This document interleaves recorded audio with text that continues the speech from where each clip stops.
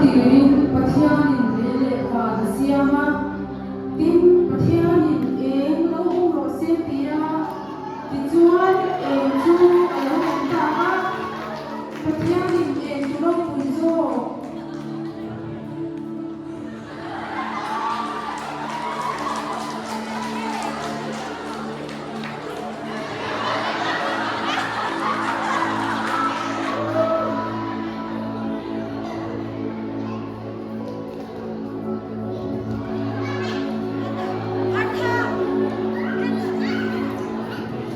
pathianin eng chu lo pui zo ni chu chung lo le tu le eng chu lo pui lo zo khale ar si chu zan lo le turin asiama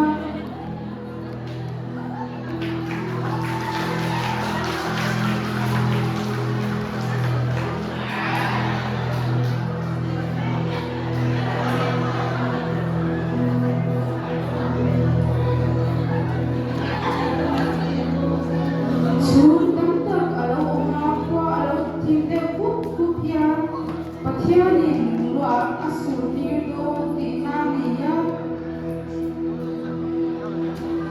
wa sulaya ona kan swa do chuan niya kan bu chi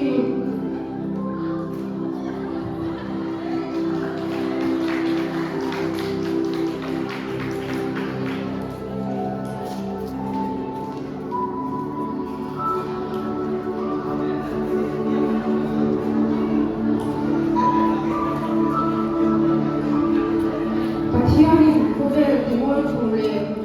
bora pathianin bora thiami min te turin thingte pangparte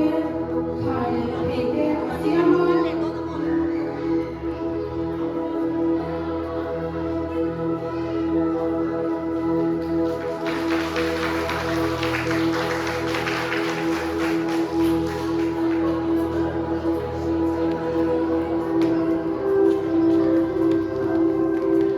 ram se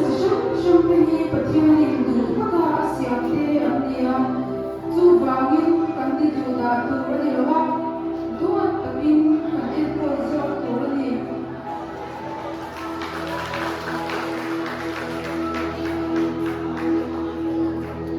thil siam zong zong chua hau tu turin pathianin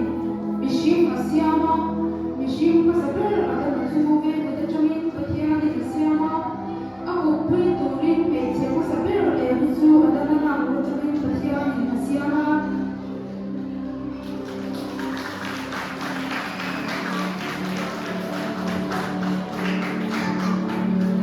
chiate chenongte zirtir tu te mite to wangin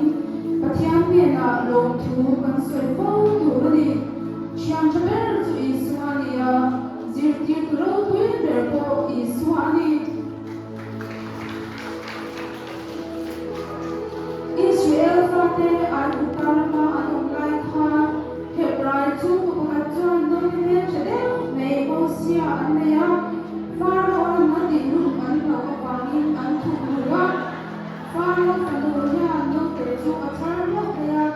fa ata na ta an ta finale chian ti te azir china pathianin mosia chu an ta salata Israel shoi chu turin bakawa thil ti thela pein mosia chuan apa thara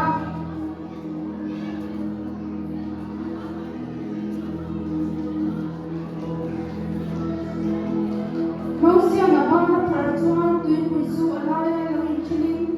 Israel ho ti chuan ankana